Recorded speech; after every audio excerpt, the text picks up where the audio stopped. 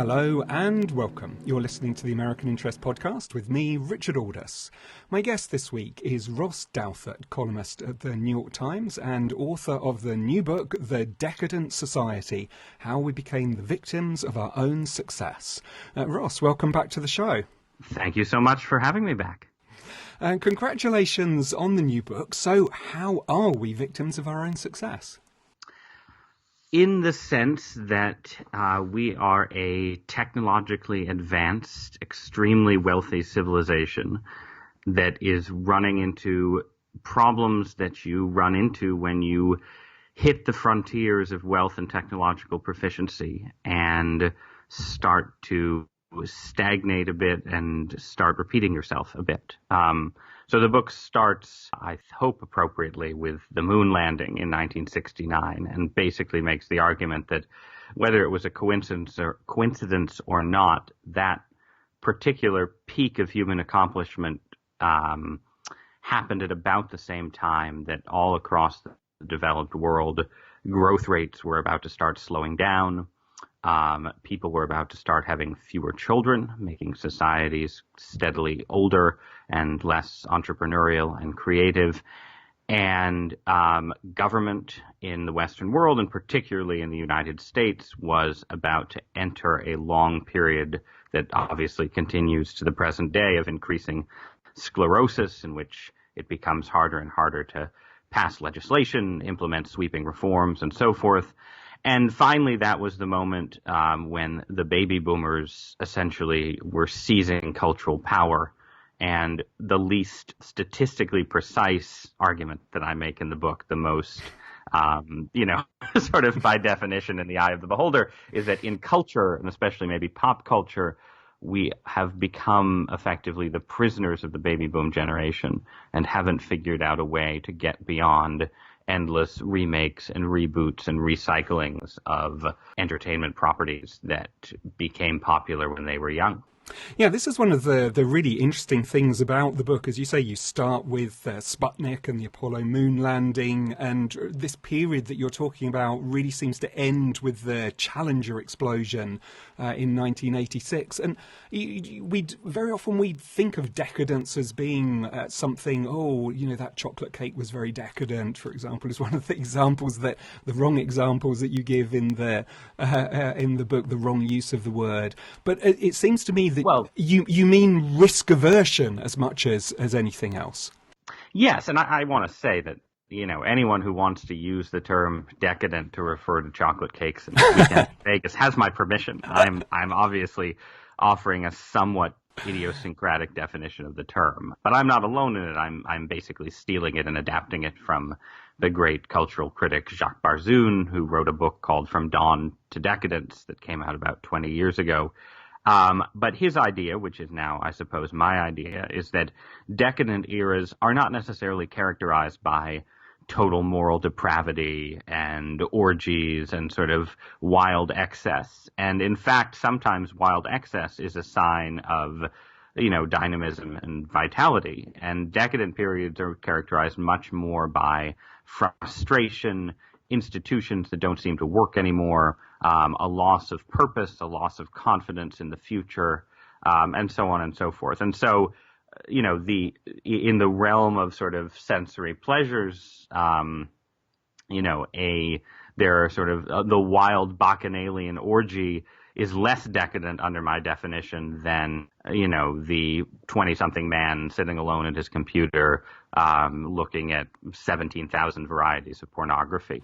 Yeah. Which is much more, I think, the story of our own era. And so if you go back to the 70s, right, you have this period of sort of chaos and collapse in many ways in the Western world, certainly sort of dramatic social transformation, but with it a sort of sense that society was falling apart. You had, crime rates off the charts. You had rising rates of rape and sexual violence. It was sort of a peak for, things like the controversies you've had in France recently that have reminded everyone that in the 1970s, a lot of French intellectuals thought that they should argue that sex with minors needed to be rehabilitated or legalized and so on. That was the 70s. And I think you can reasonably argue that the 70s were more immoral by some measures than our own era. but they were also, I think, more interesting and dynamic and less sort of comfortably numb, which is, I think, much more where we've ended up today. Yeah, and this sense of terrible coldness. At the beginning, you quote Auden on Imperial Rome. What fascinates and terrifies us about the Roman Empire is not that it finally went smash, but that it managed to last for 4 centuries without creativity, warmth, or hope. The implication is that that's modern America. Yes, I mean, I think Auden is slightly exaggerating for effect there, and obviously, there were pockets of creativity, hope, and warmth even in late Imperial Rome. And, speaking as a Christian, I mean, the story of late Imperial Rome from a Christian perspective is one of, in fact, dynamism, creativity, and growth. So it's important. The hopeful side of my analysis is that, first, that even under decadence, it's possible to have forms of flourishing and creativity, even if the larger society feels sterile and repetitive. And two, that, it's possible to at least hope that you can escape from decadence, that you can have a sort of, revolution from within that gets you out of this rut without having to pass through the barbarian invasions or, the coronavirus wipeout phase of civilization. I mean, it is interesting, isn't it? And you kind of, this is something that runs throughout the book, that there is a paradox in all of this, because on the one hand, you have the kind of decadent society that you've outlined, Barzoon, with economic stagnation, institutional decay, cultural and intellectual exhaustion. And yet there's also this profound sense that we're not even moving into a new era. We've moved into a new age, from industrialization to this new digital age that has seen innovation of the kind that in our lifetime we perhaps never thought we would ever see. Yes, and this is in a way an important caveat, although I think it links into the broader story I'm telling. But there has been, I think, generally economic and technological stagnation in the Western world relative to a lot of the expectations of the period from 1940 through the 1960s. If you look at sort of the expectations of that era, it wasn't just that people were confidently planning missions to Jupiter and moon colonies and terraforming Mars. It was also things like energy. People expected that we would all have sort of pocket nuclear reactors powering our homes and garages and so on. And so a lot of things like that have obviously not come to pass. But the great exception is the internet and is sort of technologies of communication and simulation, where we don't have the starships from Star Trek, but we have the communicators, and we don't exactly have the computer, but in fact we have computers that are pretty much as powerful that we carry around in our pockets. So in that sense, there has been real innovation. It's just been concentrated in a particular sector, a particular set of industries, as opposed to being spread the way it was across the Industrial Revolution, across a lot of different sectors of the economy and society. So that change is real. Silicon Valley is the exception. But the exception, first, its exceptionalism is sort of proved every time people in Silicon Valley try to revolutionize something other than simulation and communication, right? So, you have a lot of money poured into sort of dot-com companies that are trying to do something outside the dot-com sphere, whether it's Elizabeth Holmes trying to revolutionize blood testing with Theranos, or WeWork trying to revolutionize office space and the built environment. And you have an awful lot of cases where that money seems to end up either in outright frauds or in companies that just aren't actually that profitable, aren't as transformative as they think they are. So that's one limit on it.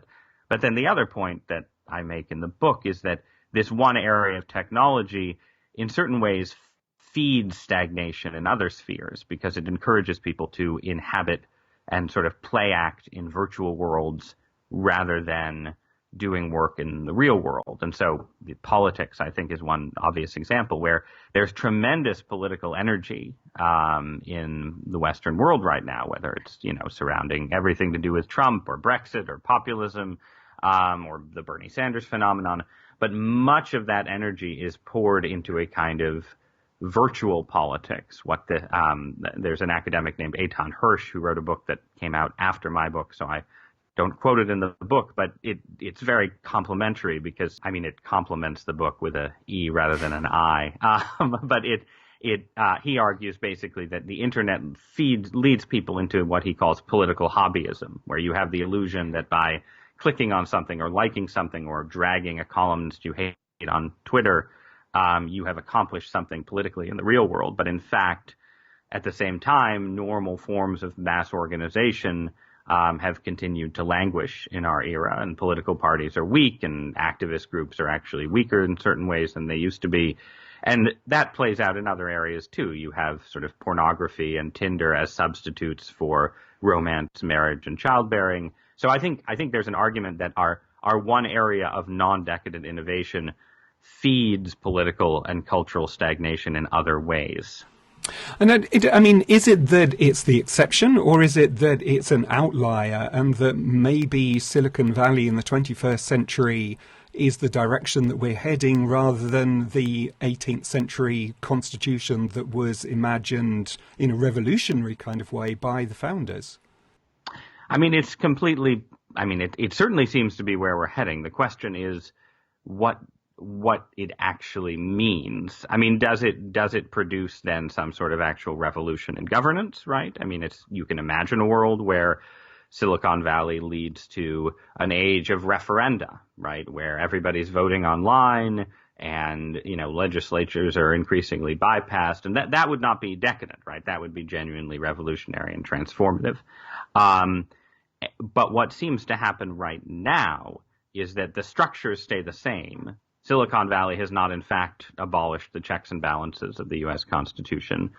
In Donald Trump, may dominate sort of cultural attention through Twitter, but he doesn't actually change any laws using the internet. And this is true to some extent, even in places where the internet has pushed people into the streets, right? I mean, I think the U.S. is distinctive right now in having very little sort of mass political agitation relative to what people expected. But there are clearly plenty of case studies, from the Gilets jaunes in France to the protests in Chile, all over the world, really, where online politics does send people into the streets. And that could be a signifier that there is more transformation yet to come. But even there, what distinguishes these movements is their sort of inchoate resentments with the status quo, their lack of effective leaders, and, again, their sort of almost symbiotic relationship with this establishment that they dislike. So, you have protests as sort of a safety valve for popular discontent, but you don't have, a clear revolutionary program. The Gilets jaunes, can sort of keep Paris in a state of constant disturbance, but they can't actually topple Macron's government and so on. So I don't rule out that there could be some real political revolutions driven by the internet at some point, maybe even some point soon. But for now, it seems to be sort of keeping us stuck where we are in certain ways. Yeah, I mean, it seems to me that one of the crucial arguments of the book is that material prosperity and the kind of technological advances that we're talking about here, they've actually enabled decadence because they've stabilized it. I mean, hence the book's subtitle. Yes, and I mean, I think I spend a certain amount of time talking about the idea of sustainable decadence as something that could be the reality of the developed world for quite some time to come. And this is, I think, something that people don't use the term sustainable decadence. I don't think they're going to adopt it from my book. But there is, I think, a part of the, not the consensus view, but a pretty common elite level view in the Western world would be something like that idea that basically, you have countries that have achieved sort of a maximum of wealth and growth and dynamism that we can achieve, at least so long as we remain an earthbound species. And therefore, the thing to do is to sort of try and steward and maintain the stability of the system, even as societies get older and creak a bit, to figure out how to integrate just enough immigrants to keep the labor markets running, and to sort of try and usher countries that haven't yet converged with us completely successfully into our sort of stable, decadent moment. And then this too, I think, interacts with climate change anxieties, right? Where there's sort of a dynamist view of climate change that says we need to sort of innovate our way through so that we can, have growth beyond what we achieve today, but also have it be green and clean energy and so forth. But then the other view that I think is pretty commonplace is that, in fact, a certain kind of stagnation is a good thing insofar as it, prevents carbon emissions from soaring too high. And wouldn't it be good if China could just sort of accept a slightly lower rate of growth than they're heading for? And that, of course, shades into sort of the more, frankly, austerity-focused vision of a Greta Thunberg or someone like that. But you don't have to go all the way to Greta to find a lot of people who think, that we've gotten rich and now the key is to redistribute effectively and prevent ourselves from, despoiling the earth too much. And I mean, there's a book out by an economist named Dietrich Vollrath that just came out in January called Fully Grown: Why a Stagnant Economy is a Sign of Success. And it's quite a good book, and it makes it, again, a pretty plausible argument that, this is sort of an end point and we're just going to be stuck here for a while and we should be happy with it because it means we've succeeded insofar as we can succeed. So you also talk about this in a cultural sense, Hollywood rebooting film franchises and so on. But you also talk about the social impact. For example, you identify how the opioid crisis seems to have crushed America's revolutionary enthusiasm in many ways. So this is kind of something that you consider in the broadest possible way. Yes, I think decadence extends in our own era across a pretty wide range of cultural and economic forces. And I think you have a lot of interaction between those forces. For instance, I think you can see it pretty clearly in the interaction between declining birth rates, slowing economic growth, and political stalemate, that as societies get older, they are less amenable to reform and transformation, which in turn helps to make them more stagnant. And as they become more stagnant, people are less likely to have kids. And so the society becomes older. And so the cycle continues.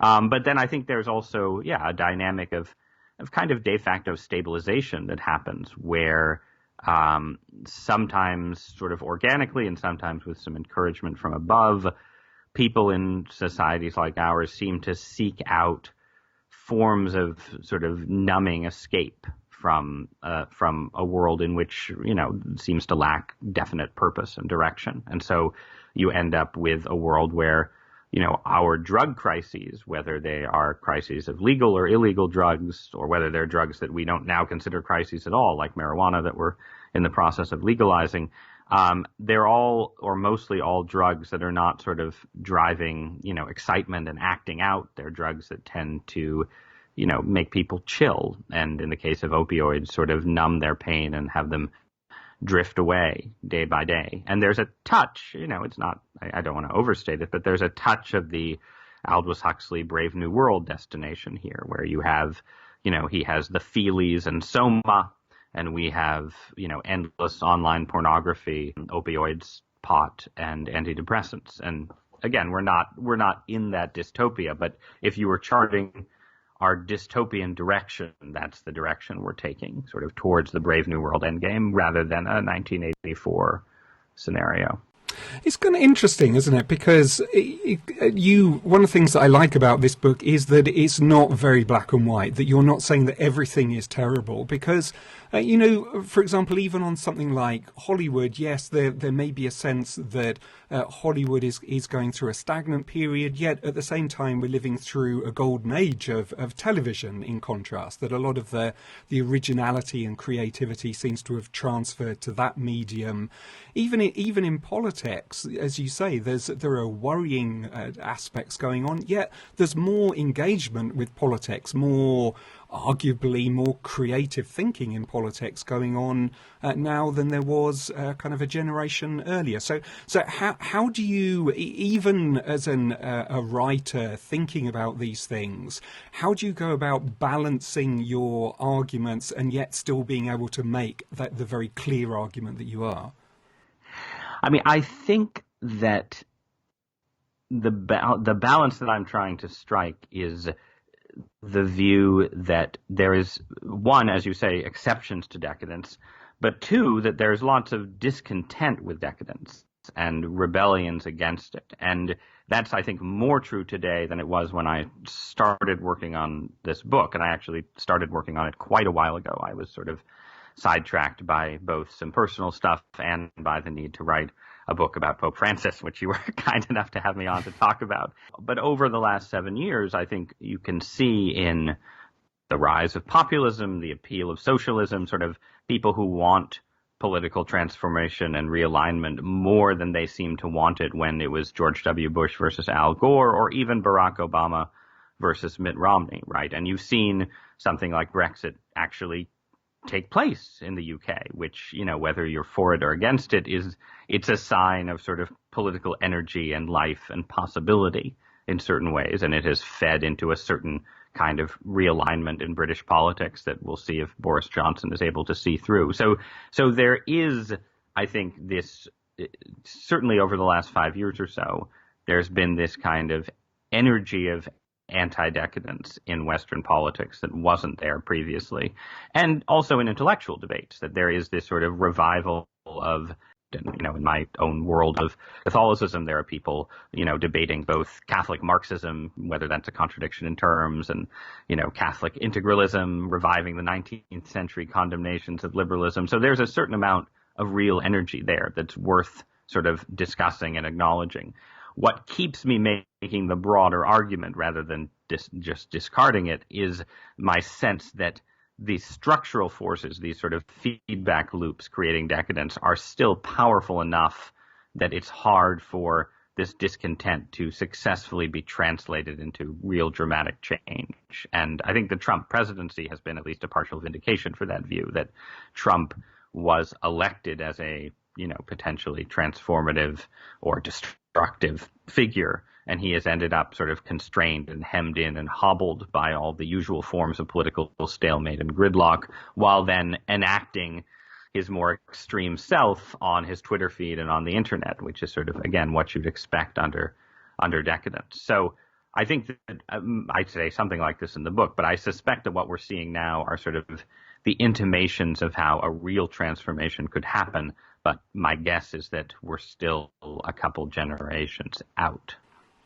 Yeah, one of the really nice things about this book is the way in which the reader gets a sense that you're part of a broader conversation. For example, you explicitly cite Patrick Deneen, who we've had on the show, and there seem to be echoes of his argument that liberalism failed because it succeeded. Yep. In your argument that we became victims of our own success. Yes, absolutely. I think Patrick's book is terrific. I think the distinctions between us, I suppose, are first, I mean, Patrick is a political philosopher and I am a journalist, which means that he is more likely to tell a story in which where we ended up was sort of a semi-inevitable expression of ideas latent in liberal philosophy going back to the 18th century. And I'm more likely to feel that we ended up here because of certain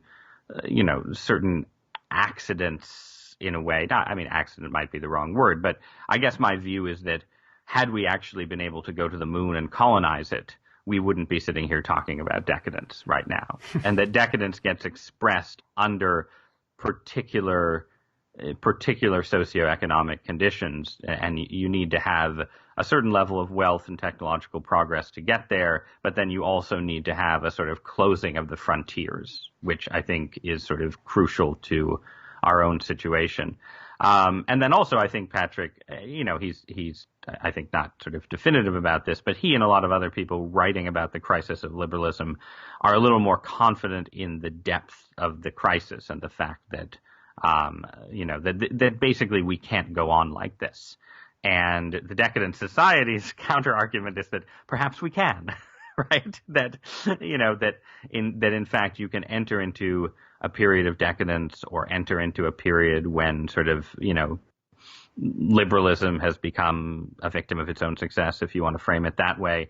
And yet that period can continue for quite a while, and societies can sort of persist with contradictions and forms of futility and all kinds of levels of disappointment longer than you might expect from just reading Twitter. Yeah, it very much reminded me of Francis Fukuyama's often misunderstood argument about the end of history, that it would be a sad time, that there seems a definite connection there with this sense of stagnation and kind of almost ennui. But it is intriguing because at the end you do say that decadence might come to an end, and you present us with these kind of two possibilities. That it may end either through catastrophe, yes, coronavirus, we're looking at you, or some kind of renaissance. So maybe just outline for us what those might involve.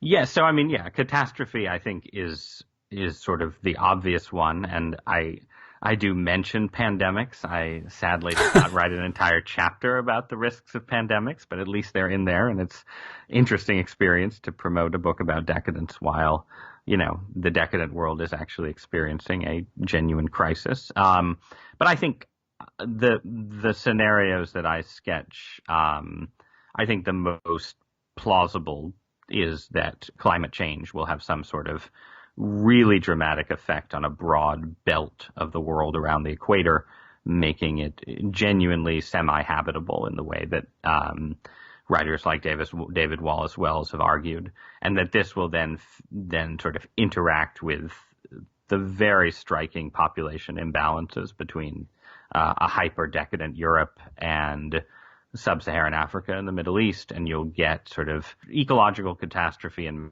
mass migration together, creating some sort of dramatic transformation that might be truly terrible, but certainly won't be decadent anymore. So that's sort of a catastrophic scenario. And of course, the lesser one is one we may actually test with the coronavirus, where, we have had, in spite of all of our sort of polarizations and difficulties in the Western world, we haven't been tested by a financial or economic crisis for about 12 years. We don't know what economic crisis looks like in the age of social media hysteria and so on. And it's possible that the coronavirus will deliver some version of that, at least a recession, that will strain our systems quite a bit.